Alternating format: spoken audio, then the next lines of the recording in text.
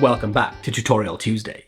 What's going on, beautiful people? Today is Tutorial Tuesday, my favorite show of the week. Hello to all the new subscribers and welcome back to all the family. Now, if you are a member of the weekly Sunday service, that's the Sunday live stream, you may have remembered me and Bo Kremer creating the genesis of this effect a couple of weeks ago. If you weren't part of that live stream, you can actually see a link right there in the corner to go back and watch it. So you can actually see the genesis of how a creation comes together between me and Bo. What I love so much about this effect is that it's kind of a cute thing, right? You draw a boat on a playing card, or it's a cutout of a boat on a playing card, and it makes it look like it's floating on water sort of thing. But to the layman, that's the reality they initially understand. And in a split second, you completely shatter their understanding of what they believe that is in just a moment. And you don't have to use a boat. You can use other designs, other drawings, other things. As you see in the live stream, we use paper bills and it looks really cool and you can get some really unique handlings from it. But it's just this idea of showing them essentially a cutout silhouette. And just when they're comfortable with what that is, you bring it to life and you completely extract it from reality. And I think these types of pieces of magic are so incredible because A, they happen fast and visually right in front of their eyes. B, it really is a representation of magic. But C, and most importantly, it's universal. You don't have to say a word to show somebody anywhere in the world this piece of magic. And I think there's something intrinsically beautiful about that. If you want to win my very own personal gimmick that we make in today's episode, then all you need to do is make sure you're subscribed to the channel and comment anything down below, and a winner will be picked by next Tutorial Tuesday, and I'll ship it to you free anywhere you are in the world. So this is really easy to make. Once you've made one, you'll be able to make as many as you want. It just takes a few minutes each. So let's go ahead, sit down, take a couple of minutes and learn how to make this gimmick. So you're going to need some magnets first of all for this. These are 0.4mm neodymium disc magnets. This is this super ultra thin magnets that are like this. You're going to need 9 of them for this build. So the link is on screen here and in the description below to pick them up from Amazon. And you're also going to need a cutting blade, a Sharpie, some double stick tape, and some playing cards. Now, you can just use a bunch of random cards, but you do need 2 ace of hearts to make this work. The first thing you're going to do is, using a Sharpie, is draw this little paper boat in the ace of hearts over the center of it, just like that, and then cut around the paper boat like this. Which then gives you a paper boat that looks like that. Next, we're going to make this gimmick, which is a paper boat cut out of a random card. I've just literally used an old double back card. I've drawn the identical paper boat into the back of the card, and then using the blade, I very carefully cut out the segments, making sure not to cut myself. Next, I took another card and I cut out this shape, which just essentially covers the boat, and I cut it in a way that sort of camouflages the design. And that, you'll see, will cover that paper boat. Now, what we're going to do is, using magnets and tape, we're going to attach the paper boat first of all to the center of this. So as you can see, I've placed a magnet in the center here and a magnet in the center of the boat, and that will place the boat there. I've also placed 2 magnets here so that this card will attach to this card. So first of all, the boat will attach to this. And you'll notice in this design, I've placed the magnets in these corners down here so that this will lock over this. And you see, I've got magnets placed in the corners here as well. And you know what? Whilst I'm here, I'm just going to add 2 more magnets to this gimmick to stop it from rotating. Place 1 onto the back of this. Hopefully it doesn't slide too much. The best way to do it is like this. What I'll do is cut the excess tape off with this knife. And on this side, I will place the magnet in the right position, making sure the heart is pointing down. And this magnet, I'll lay over it to make sure where I want it. I'll then position this into the exact place that I want it to be when it's straight. And now, if I place this piece of tape over the magnet whilst it's stuck down, Just check one more time for really sticking it firmly. Looks pretty good there. So now this will always line up straight. So overall, I've made this 1, 2, 3-piece gimmick that when it all goes together, looks like a card with the paper boat cut out on it that's been placed over an ace of hearts. Next, we're going to take an ace of hearts and a random card. We're going to use double stick tape to turn them into a double back card. But I'm also going to place some magnets in the middle layers so that this will all eventually lock together. So the way we do this is we line up the ace of hearts with the arrow pointing down. You can see it matches the same orientation. And we're going to lay magnets on the back where we want to have the card line up. So I'm literally taking these magnets. And literally letting them just free fall onto the card. And if you want to, you can place some in the corners just to make it super aligned, but it's up to you. Now what I'm going to do is take double stick tape and place it over the magnets. So there's double stick tape over as much of the surface as possible. I'm now going to just align this 2 of spades perfectly as much as I can over the top, just like that. Press down, and that is it. You now have your gimmick ready to go. So let's learn how to perform. So here's how to perform the effect just as you've seen at the beginning. I have my gimmick like this, so you can see all the different parts. I take this, I load it either into my pocket or I stick it to my back pocket with another magnet inside there. But either way, this goes out of view of the audience. And then I have this image here, right? Which are these 2 cards that stick together. I'm going to display these and take my time showing them, and I use my left hand to begin. Now this is conditioning them so that I can use my right arm out of shot later on. But I show them this image, and I do the movement of the boat on the water. So I do that once. I then display to them what's going on. So I show them the reality, the current reality, the 2 cards with the silhouette. I place them back together and then I demonstrate to them again now so they can understand. And I do that with my left arm. Whilst I'm doing that, I'm stealing this piece into my palm of my hand. So I steal it literally into my fingers like this. Now what's going to happen is I show this. I'm going to come up and act like I'm just displaying my hand as empty, right? And what I've secretly done is attached this gimmick on here.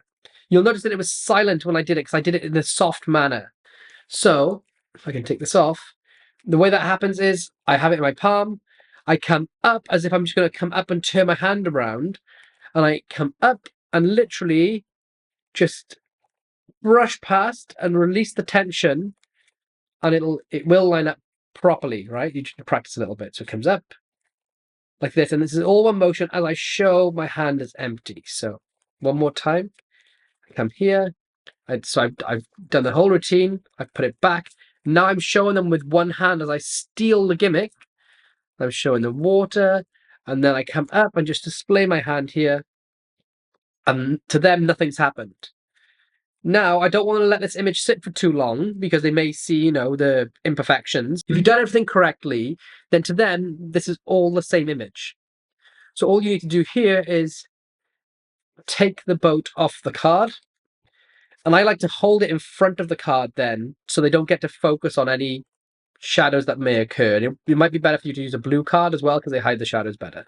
But also, when I do this, I don't want to cover that boat, because you want to hold it as openly as possible to just make it look prettier. So I come away, I steal the boat. And now, as I sort of move it out of view, so they can get a look at this, as I turn that card over and display that it's a full card, and they can see that it's a full card here and it's not the ace of hearts. Now, the reason this effect works so well is because, A, these images are identical, essentially, so nothing changes here, and this going from a cutout to a real thing. But secondly, it's to do with the way you cut out this piece of card. So this here, because this whole card is never actually going out of view, there's no white borders that are going to suddenly like overlap or switch places. It's just the centerpiece, which is really hard to track because it's like a camouflage. Because of that, it looks like truly like nothing happens to them. So in a relaxed offbeat moment, you've displayed this as two separate parts. You're now doing this. You can even have a joke at this point. You can even take a moment and talk to them. You say, actually, watch, I'm going to show you something with my hand. My hand is empty, right? Watch. You can leave it as long as you want. You can come back, you can put this on the table and load this. But you really don't have to rush it like I've done in the performance. But like, to them, nothing's happened. You come up, you've loaded the gimmick, and as you're just displaying your hand as empty, all the focus comes back here. You just remove it off and show that it sails. This just sort of takes their focus away from this card. So I hold it right up to their eyes, and then I move it, turn it over, and that is the effect. Now I'm going to show you an entirely self-contained method that doesn't involve stealing the piece from your pocket. I have my gimmick here, which detaches, and also the boat detaches from the gimmick. What I'm going to do is take the boat and the card gimmick, the cover piece, and I'm going to place them behind the tube, okay? So now I have this right here. And what's nice is because the magnets are all the same orientation, they will hold on this one piece of card. So you get a really nice, really clean and fair handling. So I begin and I display this image, and then I come up and I rub it. And this is going to condition them for what we do later. So I rub that to sort of let them hear the holes. And then you'll notice that my thumb is at the bottom, my fingers are at the top. Again, this is conditioning for when we do the move later. I'm going to peel this away to show that it has a hole cut through it.